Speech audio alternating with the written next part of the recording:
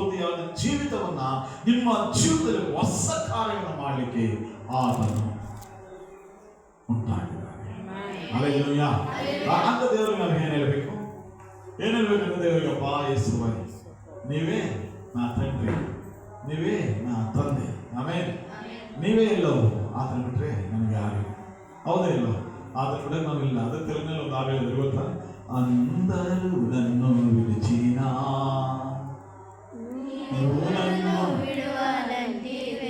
ಆಮೇಲೆ ಅಂದರು ನನ್ನು ವಿಡಿಚಿನ ನೀವು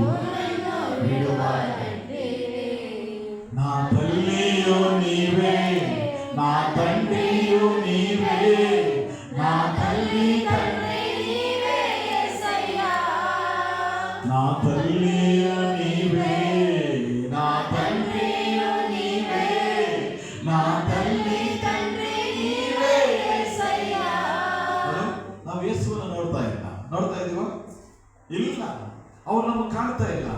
ಎಷ್ಟು ಸ್ಪಷ್ಟವಾಗಿ ನಾವು ಹೇಳ್ತಾ ಇದ್ದೀವಿ, ನೀವೇ ನನ್ನ ತಂದೆ ತಾಯಿಯು ಎಂಬುದಾಗಿ. ಹಲ್ಲೆಲೂಯಾ. ಕಾಣದೇ ಇರುವಂತ ದೇವರು ನಂಬಿ ನಾವು ಆರಾಧಿಸುವ ನೀವುಗಳೇ ಧನ್ಯರು. ಹಲ್ಲೆಲೂಯಾ. ಕಾಣುವಂತ ತಂದೆ ತಾಯಿಗೆ ಚೆನ್ನಾಗಿ ಆಹಾರವನ್ನು ಕೊಟ್ಟು, ಚೆನ್ನಾಗಿ ಪೋಷಿಸಿ, ಚೆನ್ನಾಗಿ ಅವ್ರು ನೋಡಿಕೊಳ್ಳಿ. ದೇವರು ನಿಮ್ಮ ಮೇಲೆ ಆತನ ಸುವರವನ್ನು ಸುರಿಸಲ್ಪಟ್ಟು ನಿಮ್ಮ ಹೊಸ ಕಾರ್ಯಗಳನ್ನ ಮಾಡಲಿಕ್ಕೆ, ಹೊಸ ಅದ್ಭುತಗಳನ್ನು ಮಾಡಲಿಕ್ಕೆ ನಿಮ್ಮ ಜೀವಿತದಲ್ಲಿ ಆತನು ಸಿದ್ಧನಾಗಿದ್ದಾನೆ. ಹಲ್ಲೆಲೂಯಾ. ಹಲ್ಲೆಲೂಯಾ. 2ನೇ ಕೊರಿಂಥ 5:17 ಹೇಳ್ತಾ ಇದೆ. 2ನೇ ಕೊರಿಂಥ 5:17 ಹೇಳ್ತಾ ಇದೆ. ತಿಳ್ಕೊಳ್ಳಿ, ಸುಬ್ರಾಯ ತಿಳ್ಕೊಳ್ಳೋ, ಇದು ತೆಗಿ ಲೈಫ್ನ ಇವನ ಆಶೀರ್ವಾದ ಹೇಳ್ತಾರೆ. ಕೈ ಪಕ್ಕೆ ಬಿಡು. ಹಲ್ಲೆಲೂಯಾ. ಗಮನಿಸಿ, 2ನೇ ಕೊರಿಂಥ 17 ಹೀಗಿರಲಾಗಿ, ಗಮನಿಸಿ, ಹೀಗಿರಲಾಗಿ ಯಾವನಾದರೂ ಕ್ರಿಸ್ತನಲ್ಲಿದ್ದರೆ ಅವನ ನೂತನ ಸೃಷ್ಟಿಯಾದನು, ಈಗೋ ಪೂರ್ವ ಸ್ಥಿತಿ ಹೋಗಿ ಎಲ್ಲ ನೂತನವಾಯಿತು ಎಂಬುದಾಗಿ. ಹಲ್ಲೆಲೂಯಾ. ಹಲ್ಲೆಲೂಯಾ. ಇನ್ನೊಬ್ಬ ಯಾರು ಸುಧಮಯ ಚಿತ್ತನರಗಳ ಕಾಗ ಎವಡೈನನು ಕ್ರಿಸ್ತನಂದನ್ನ ಹೇಳಲ ವಾಡು ನೂತನ ಸೃಷ್ಟಿ ಇದಿಗೋ ಕೊತ್ತಮಾಯನು. ಹಲ್ಲೆಲೂಯಾ. ಎಲ್ಲ ಪೂರ್ವಸ್ಥಿತಿಗಳು. ಪೂರ್ವಸ್ಥಿತಿ ಅಂದ್ರೆ ಏನು ಹೇಳಿ, ಯಾರು ಗೊತ್ತಿರೋದು? ಪೂರ್ವಸ್ಥಿತಿ ಏನದು? ಹಳೆ ಕರೆಕ್ಟ್, ಹಳೆ ಏನದು? ಹಳೆ ಜೀವಿತ ಏನು?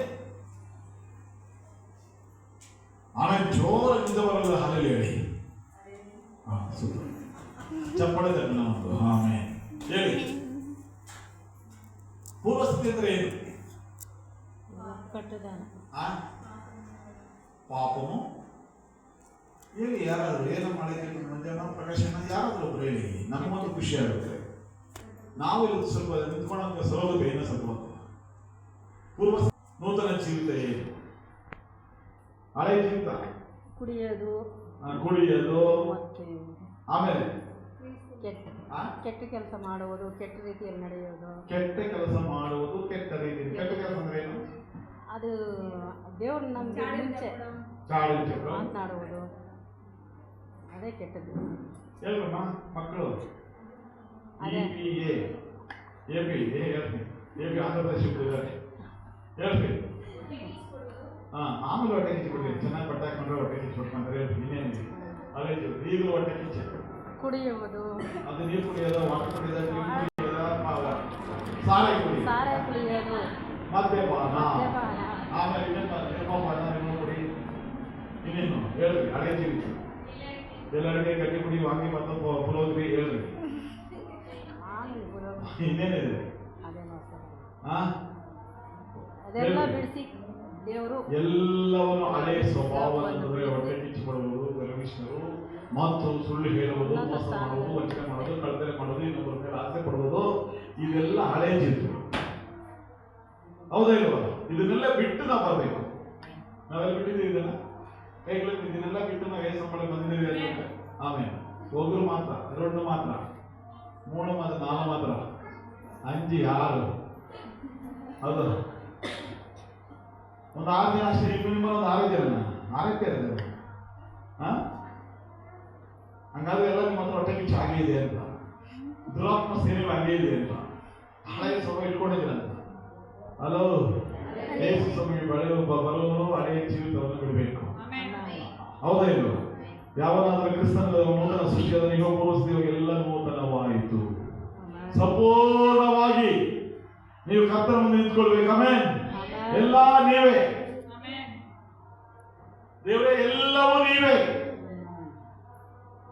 ನಿನ್ನ ಸನ್ನಿಧಿ ನನಗೆ ಆನಂದ, ಆತನ ಸನ್ನಿಧಿಯಲ್ಲಿ ಪರಿವರ್ತನೆ, ತಂದೆಯ ಸನ್ನಿಧಾನದಲ್ಲಿ ಆನಂದ ಇದೆ, ಸಂತೋಷವಿದೆ, ಪರಿಪೂರ್ಣವಿದೆ. ನಾವು ಇದನ್ನೆಲ್ಲ ನೋಡಿ ಕಣ್ತುಂಬಿಸ್ಕೊಳ್ಬೇಕಲ್ಲ, ಹೃದಯದಲ್ಲಿ ಇಟ್ಕೊಳ್ಬೇಕು, ಆನಂದಿಸಬೇಕು ನಾವು. ಆಮೆನ್. ಹಲ್ಲೆಲೂಯಾ. ಅದರಿಂದ ಹೇಳ್ತಾ ಇದೆ, ಎಲ್ಲ ನೂತನವಾಯಿತು. ಫಸ್ಟ್ ನಿಮ್ಮ ಹಳೆಯ ಜೀವ ಬಿಟ್ಬಿಡಿ, ಹೊಟ್ಟೆ ಕಿಚ್ಚಿಕೊಳ್ಳೋದು ಬಿಟ್ಬಿಡಿ. ನಾನು ಪದೇ ಪದೇ ಅದನ್ನೇ ಹೇಳ್ತೀನಿ, ಇಲ್ಲಿ ಬಂದ ಫಸ್ಟ್ ಹೊಟ್ಟೆ ಕಿಚ್ಚಿಬಿಡಿ. ಹೌದೇ? ಹೊಟ್ಟೆ ಕಿಚ್ಚಿಕೊಂಡ್ರೆ ಏನು ಪ್ರಯೋಜನ ಇಲ್ಲ. ಈಗ ಮೊನ್ನೆ ನಮ್ಮ ಮಂಜಮ್ಮನ ಸಾಕ್ಷಿ ಹೇಳಿ, ಮಗಳು ಫಸ್ಟ್ ಕ್ಲಾಸಲ್ಲಿ 7% ತಗೊಂಡು ಹೋದ್ರು. ಅದು ತುಂಬ ಸಂತೋಷ ನಮಗೆ. ಒಂದು ಒಳ್ಳೆ ಕಾಣಿಕೆ ಕೊಟ್ಟು ದೇವರಿಗೆ ಸ್ತೋತ್ರ. ಅವ್ರಿಗಿರುವಂಥ ಭಯ ಭಕ್ತಿ, ಹಲ್ಲೆಲೂಯಾ. ಆ ಭಯ ಭಕ್ತಿ ಬಂದ ಖಂಡಿತ ನಮ್ಮ ಮಕ್ಕಳು ತಾನಾಗಿ ಮುಂದೆ ಬರ್ತಾ ಇರ್ತಾರೆ, ತಾನಾಗಿ ಮೇಲೆ ಹೋಗ್ತಾರೆ. ಯಾರಿಗೆ ಭಯ ಭಕ್ತಿ ಇರೋದಿಲ್ಲ ಅವರು ಅಲ್ಲೇ ಹಲ್ಲೆಲೂಯಾ ಅಲ್ಲೇ ಇರ್ತಾರೆ. ಯಾಕಂದ್ರೆ ಕ್ರಿಸ್ತನು ದೊಡ್ಡ ಕಾರ್ಯಗಳನ್ನು ಮಾಡಲಿಕ್ಕೆ ನಿಮ್ಮ ಜೀವಿತದಲ್ಲಿ, ಅನೇಕ ನೂತನವಾದ ಕಾರ್ಯ ನಿಮ್ಮ ಜೀವಿತದಲ್ಲಿ, ಅನೇಕ ಹಳೆಯ ಜೀವಿತಗಳನ್ನು ಬಿಡಿಸಲಿಕ್ಕೆ ನಿಮ್ಮ ಜೀವಿತದಲ್ಲಿ ಅದನ್ನು ಸಿದ್ಧವಾಗಿ ನಿಂತಿದ್ದಾನೆ. ಹಲ್ಲೆಲೂಯಾ. ಸಿದ್ಧವಾಗಿದ್ದಾನೆ. ಅವ್ರು ನಾವು ಬರಮಾಡ್ಕೊಳ್ಬೇಕು. ಏನ್ ಮಾಡ್ಕೊಳ್ಬೇಕಮ್ಮ? ಹೆಂಗೆ ರಾಂಡಿ ದೇವಾ, ನಾ ಹೃದಯಾనికి రండి, నా కుటుంబాలకు రండి, నా పిల్లలకు రండి, రాండి మీరే మాకు దేవుడు. ನಿನ್ನಂತ ದೇವರು ಈ ಲೋಕದಲ್ಲಿ ಯಾರೂ ಇಲ್ಲಪ್ಪ. ಹೌದಾ ಇಲ್ವ? ಆಮೇಲೆ ನೋಡಿ, ಈಗ ಅಲ್ಲಿ ಪಕ್ಕದಲ್ಲಿ ಮಾಡ್ತಾ ಇದ್ದಾರೆ ಅವರು. 3 ದಿವಸಗಳಿಂದ ಇಲ್ಲಿ ಏನು ಅದ್ದೂರಿಯಾಗಿ ಮಾಡ್ತಾರೆ, ಬಟ್ಟೆಗಳು ಬಿಚ್ತಾರೆ, ಹಾಕಾಕ್ತಾರೆ, ಅದಾಕ್ತಾರೆ, ಇದಾಕ್ತಾರೆ. ಅವರವರ ಜೀವಿತಗಳು ಎಷ್ಟೋ ವ್ಯರ್ಥವಾದ ಕಾರ್ಯ. ಸುಮಾರು ಒಂದು 2 ಕೋಟಿ ಕಲೆಕ್ಷನ್ ಆಗಿದೆ ಅದಕ್ಕೆ. ಹಾಗೆ ಅನೇಕ ಕೊಡ್ತಾರೆ. ದೇವರು ಕೊಡಕ್ಕೆ ನಮಗೆ ಕೈಗಳಿಂದ ಹೋಗ್ತಾನೆ. ಹಲ್ಲೆಲೂಯಾ. ದೇವರು ಕೊಡಲಿಕ್ಕೆ ನಮ್ಮ ಕೈಗಳಿಂದ ಹೋಗ್ತಾ ಇದ್ದಾರೆ. ಕಷ್ಟಪಟ್ಟು ದೇವರು ಕೊಡಬೇಕು. ಇನ್ನೊಬ್ಬಕ್ಕೆ ಬೇರೆ ಹತ್ರ ಈಸ್ಕೊಂಡು ಕೊಡೋದಲ್ಲ, ನಾ ಕಷ್ಟಪಟ್ಟು ದೇವರು ಕೊಡಲಿಕ್ಕೆ ಆರೋಗ್ಯ, ಆಯುಷ್ ಎಲ್ಲವನ್ನು ದೇವರು ಕೊಡ್ತಾನೆ. ಹೌದಾ ಇಲ್ವಾ? ಇನ್ನೊಬ್ಬರ ದೇವರು ನಾವು ಹೋಗ್ಬಿಟ್ಟು, ಸ್ವಾಮಿ ನನ್ನ ಚರ್ಚಿಗೆ ನಾನು ಒಂದು 1000 ರೂಪಾಯಿ ಕಾಣಿ ಕೊಡಬೇಕು, ನನ್ನ ಹತ್ರ ಇಲ್ಲ, ನೀವು ಕೊಡ್ರಿ ಅಂದ್ರೆ ಅದು ಹೆಂಗಿರುತ್ತಲ್ಲ ಆಶೀರ್ವಾದ? ನಾನು ಖಂಡಿತವಾಗಲು ಆಶೀರ್ವಾದ ಅದು ಬರೋದಿಲ್ಲ. ನೀನು ಕಷ್ಟಪಡು, ದುಡಿಮೆ ಮಾಡು, ದೇವರು ಕೊಡು, ನಿನ್ನ ಕುಟುಂಬ ಅಷ್ಟೇ ಆಶೀರ್ವಾದಕರವಾಗಿರ್ತದೆ. ಹಳೆಯ ಜೀವಿತವೆಲ್ಲವನ್ನು ನೂತನವಾಗಿರುತ್ತೆ. ಹಲ್ಲೆಲೂಯಾ. ಅದರಿಗೆ ಕಷ್ಟಪಡೋದನ್ನು ಕೊಡಬೇಕು, ದೇವರು ಬಹಳ ಇಷ್ಟ. ಕಷ್ಟಪಟ್ಟು ಕೊಡಿ, ದೇವರು ನಿಮ್ಮನ್ನು ಆಶೀರ್ವಾದ ಮಾಡ್ತಾರೆ. ಅದರಿಂದ ನಿಮ್ಮ ಜೀವಿತಗಳಲ್ಲಿ ಹೊಸ ಕಾರ್ಯಗಳನ್ನು ಮಾಡ್ಲಿಕ್ಕೆ ಆತನು ಏನಾಗಿದ್ದಾನೆ, ಇಷ್ಟಪಡ್ತಾ ಇದ್ದಾರೆ, ನಿಮ್ಮನ್ನು ಆಶಿಸ್ತಾ ಇದ್ದಾರೆ. ಗಮನಿಸಿ, ಆತನ ಸಿಂಹಾಸನ ಮೇಲೆ ಕುಳಿತಿರುವ ಆತನ, ಅದರಲ್ಲಿ ಕುಳಿತಿರುವಾತನಮ್ಮ ಪ್ರಕಟಣೆ 25 ಹೇಳ್ತದೆ, ಆಗೋ ಆಗ ಸಿಂಹಾಸನದ ಮೇಲೆ ಕೂತಿದ್ದವನು. ಹಲ್ಲೆಲೂಯಾ. ಸಿಂಹಾಸನದ ಮೇಲೆ 24 ಜನರ ಮಧ್ಯದಲ್ಲಿ ಕುಳಿತಿರುವಂತ ವ್ಯಕ್ತಿ ಯಾರಂದ್ರೆ ನನ್ನ ಯೇಸು. ಹಲ್ಲೆಲೂಯಾ. ಪರಲೋಕದಲ್ಲಿ ಸಿಂಹಾಸನದ ಮೇಲೆ ಈಗೆಲ್ಲ ಅದೇನು ಏವನ್ ಮಾಡ್ಬಿಟ್ಟಿದ್ದಾರೆ. ಎಲ್ಲ ಫೇಸ್ಬುಕ್ ನೋಡ್ತಾ ಇದ್ವಿ. ಎಲ್ಲ ಏನು ಅದರಲ್ಲಿ ಯೇಸು ಸ್ವಾಮಿ ಹಿಂಗಿದ್ದಾರೆ ಚಿತ್ರಣ. ಕೆಳಗಡೆ ಎಲ್ಲ ಗಂಗಮ್ಮ, ತೋಟಮ್ಮ, ಎಲ್ಲಮ್ಮ, ಮಾರಮ್ಮ, ದೊಡ್ಡಮ್ಮ, ಈಶ್ವರ, ಬ್ರಹ್ಮ ಎಲ್ಲ ಪಾಪ ಕೈ ಮುಗಿಯೋದು, ಅವ್ರಿಗೆ ಗಣಪ, ಈಶ್ವರ ಎಲ್ಲನೂ ಅದಿರಲ್ಲಿ ಹಿಂಗೆ ತೇಲಾಡೋದು, ಯೇಸು ಸ್ವಾಮಿ ನಿಂತ್ಕೊಂಡು ಅವ್ರಿಗೆ ಆಶೀರ್ವಾದ ಮಾಡೋದು. ಅವರೆಲ್ಲ ಪಾದಲ್ಲಿ ಬಂದು ಹಿಂಗೆ ಬಿದ್ದಿರೋದು, ಹಿಂಗೆ ಮಾಡಿಬಿಟ್ಬಿಟ್ಟು ಫೇಸ್ಬುಕ್ ಈ ತರ ಇರುತ್ತೆ ಎಂಬುದಾಗಿದ್ದೇನೋ ಇರ್ಬೋದೇನೋ ಮೋಸ್ಟ್ಲಿ ಮುಂದೆ ದಿನ. ಆದ್ರೆ AI ಈ ರೀತಿಯಾಗಿ ಮಾಡಿಬಿಟ್ಬಿಟ್ಟಿದ್ದಾರೆ. ಆ ಮುಂದೆ ದಿನಮಾನಗಳು ಅದೇನಾಗುತ್ತೆ ನಮಗೂ ಗೊತ್ತಿಲ್ಲ, ಎಷ್ಟು ಗಲಾಟೆಗಳಾಗುತ್ತೋ ಗೊತ್ತಿಲ್ಲ, ಈ ರೀತಿ ಮಾಡಿಬಿಟ್ಬಿಟ್ಟವ್ರೆ ಎಲ್ಲನೂ. ಈಶ್ವರನ ಬ್ರಾಹ್ಮಣನು ಏನೇನು ದೇವರು 380 ಕೋಟಿ ಜೀವಿತಗಳು ಅವ್ರಿಗೆ ಅಡ್ಡ ಬಿದ್ದಂಗೆ, ಯೇಸು ಸ್ವಾಮಿ ಅಡ್ಡ ಬಿದ್ದಂಗೆ, ಯೇಸು ಸ್ವಾಮಿ ಪರಲೋಕದಲ್ಲಿದ್ದಂಗೆ ಆ ರೀತಿ ಮಾಡಿಬಿಟ್ಟಿದ್ದಾರೆ. ಹಲ್ಲೆಲೂಯಾ. ಈಗಲೇ ಕೇಳ್ಕೊಳ್ಳಿ, ಯೇಸು ಎಲ್ಲ ನೋಡಿ ನಶಿಸಿ ಹೋಗುವಂಥದನ್ನ ಈಗಲೇ ಕಾಲ ಕ್ರಮೇಣ ಮುಂದಿನ ಇದರಲ್ಲಿ ದಿನಮಾನಗಳಲ್ಲಿ ಇದೆಲ್ಲ ಆಗುತ್ತೆ ಎಂಬುದಾಗಿ 100% ನೋಡಿಸ್ತಾರೆ. ಹಲ್ಲೆಲೂಯಾ. ಈ ತರ ವ್ಯರ್ಥವಾದ ಕಾರ್ಯಗಳಿಗೆ ಅನೇಕ ಜನರು ಅಮೌಂಟ್ ಕೊಡ್ತಾರೆ. ಒಳ್ಳೆ ಕಾರ್ಯಗಳಿಗೆ ದುಡ್ಡು ಕೊಡ್ಲಿಕ್ಕೆ ಆಗೋದಿಲ್ಲ. ನೋಡಿ, 2 ಕೋಟಿ ರೂಪಾಯಿ ಅದು ಕೊಟ್ಟಿರೋ ನಮ್ಮ ಮನೆಗೆ ಕಳಿಸಿದ್ದಾರೆ. ನಾನು ಹೋದೆ, ಸುಮಾರು ದುಡ್ಡು. ಅದರಿಂದ ಇದೆಲ್ಲ ವ್ಯರ್ಥ, ನಿಜವಾಗ್ಲೂ ವ್ಯರ್ಥ. ಹಲ್ಲೆಲೂಯಾ. ಅದನ್ನು ಹೇಳ್ತಾ ಪ್ರಿಯ ಮಕ್ಕಳಿಗೂ, ನಾನು ನಿಮ್ಮ ಜೀವಿತದಲ್ಲಿ ನೂತನ ಕಾರ್ಯಗಳನ್ನ ನಾನು ಮಾಡುವೆನು ಎಂಬುದಾಗಿ ವಾಗ್ದಾನ ಮಾಡ್ತಾ ಇದ್ದೇನೆ. ನಿಮ್ಮ ಜೀವಿತದಲ್ಲಿ ನೂತನವಾದ ಕಾರ್ಯಗಳನ್ನ ನಾನು ಮಾಡ್ತೇನೆ ಎಂಬುದಾಗಿ ಆತನು ವಾಗ್ದಾನ ಮಾಡ್ತಾ ಇದ್ದೇನೆ. ಆಮೆನ್. ಯಾರು ವಾಗ್ದಾನ? ನನ್ನ ಯೇಸು. ಹಲ್ಲೆಲೂಯಾ. ಅದರಿಂದ ದೇವರ ಮಕ್ಕಳೇ, ಈ ಹಳೆಯ ಚಿಂತೆಗಳು, ಹಳೆ ವ್ಯಾಧಿಗಳು, ಹಳೆ ಮಾತುಗಳು, ಹಳೆ ಕಷ್ಟ ನಷ್ಟಗಳು ಇವೆಲ್ಲವನ್ನು ದೇವರು ಬಿಡುಗಡೆ ಕೊಡ್ತಾರೆ. ನಿಮ್ಮ ಹಳೆಯ ಎಲ್ಲ ಜೀವಿತಗಳು, ಹಳೆಯ ಜೀವಿತ, ಕಷ್ಟ ನಷ್ಟ, ದುಃಖ, ಪ್ರಯಾಸ ಇದೆಲ್ಲವನ್ನು ಯೇಸು ಸಂಪೂರ್ಣವಾಗಿ ನೀವು ದೇವರಿಗೆ ಅರ್ಪಿಸುವುದಾದರೆ 100% ನೂತನವಾದ ಜೀವಿತವನ್ನು ನಿಮಗೆ ದಯಪಾಲಿಸುವನಾಗಿದ್ದಾನೆ. ಹಲ್ಲೆಲೂಯಾ. ದೇವರ ಮಕ್ಕಳೇ ಗಮನಿಸಿ, ಒಂದಕ್ಕೆ ನಾವು ನೋಡುವಾಗ ಮೊದಲನೆಯ ಮಾತನ್ನು ಸಕಲವನ್ನು ನೂತನಪಡಿಸುವ ಮಾತನ್ನು ಗಮನಿಸೋಣ. ಈಗೋ ಹೊಸ ಆತ್ಮಗಳು ನಾನು ನಿಮಗೆ ಕೊಡಲ್ಪಡುತ್ತೇನೆ. ಹೊಸ ಆತ್ಮ, ನೂತನವಾದ ಕಾರ್ಯಗಳು. ಗಮನಿಸಿ, ಕೀರ್ತನ 51:10 ಏನು ಹೇಳ್ತಾ ಇದೆ? ಪಾಪದ ಹರಕೆ ನಾವು ಈಗಾಗಲೇ ಓದ್ಕೊಳ್ತಾ ಇದ್ದೀವಿ ಕರ್ತವ್ಯದಲ್ಲಿ. ಅದು 1 ವಚನ ಮಾತ್ರ ಗಮನಿಸಿ. 51:10 ಗಮನಿಸಿ. ದೇವರೇ, ನನ್ನಲ್ಲಿ ಶುದ್ಧ ಹೃದಯವನ್ನು ನಿರ್ಮಿಸಿ,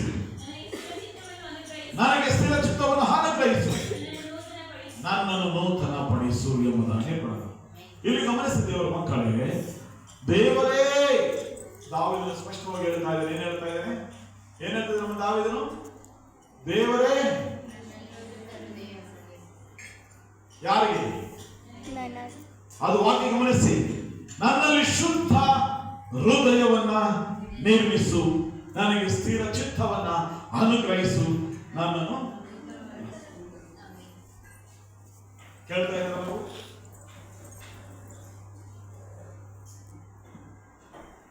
ನಾವು ಫಸ್ಟ್ ಆಫ್ ಆಲ್ ಏನಾಗಿರ್ತೀವಿ? ಜಗಳಕ್ಕೆ ಹೋಗಿ ರೆಡಿ ಆಗಿರ್ತೀವಿ. ಫಸ್ಟ್ ಜಗಳ ಆಡ್ಬೇಕು. ಅವ್ರ ಸಣ್ಣ ಇಲ್ಲಿ ಏನು ವಾಕ್ಯ ಹೇಳ್ತಾ ಇದೆ? ನನ್ನಲ್ಲಿ ಶುದ್ಧ ಹೃದಯವನ್ನು ನಿರ್ಮಿಸು, ನನಗೆ ಸ್ಥಿರ ಚಿತ್ತವನ್ನ ಅನುಗ್ರಹಿಸು, ನನ್ನನ್ನು ನೂತನ ಪಡಿಸು. ಈ ಮಾತು ಯಾರು ಕೇಳ್ತಾ ಇದ್ದಾರೆ ನೋಡೋಣ. ಕೇಳ್ತಾ ಇದ್ದಾರೆ ಮಾತನ್ನ ఎవరమ్మా అంటా ఉన్నది?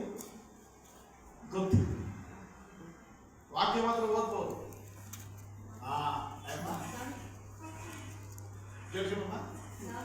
ದಾವೀದ್. ಹಲ್ಲೆಲೂಯಾ. ದಾವೀದ್ ಕೇಳ್ತಾ ಇದೆ. ಇದು ಗೊತ್ತಾಗ್ಬೇಕ್ರಿ ನಮ್ಗೆ ಫಸ್ಟ್.